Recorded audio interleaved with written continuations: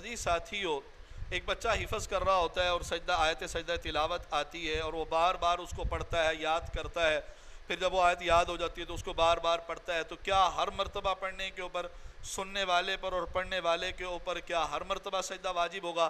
تو یاد رکھیں جب تک مجلس نہ بدلے اس وقت آیت سجدہ چاہے 100 مرتبہ پڑھی ہو ایک ہی سجدہ ہوگا۔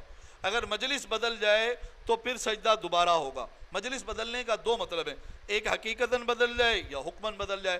حقیقتاً بدلنے کا مطلب یہ ہے کہ ابھی ایک جگہ بیٹھ کر وہ سجدہ تلاوت پڑھ رہا تھا، کمرے سے نکلا دوسرے کمرے میں چلا گیا، اب وہاں پر پڑھنے لگ گیا، تو یہ مجلس بدل گئی، اب سجدہ تلاوت دوبارہ واجب ہو جائے گا۔ یا پہلے گھر کے اندر پڑھ رہا تھا، اب مسجد کے اندر جا کے پڑھ رہا ہے، تو پھر مجلس بدل گئی، اب اس کو دوسرا سجدہ بھی کرنا پڑے گا۔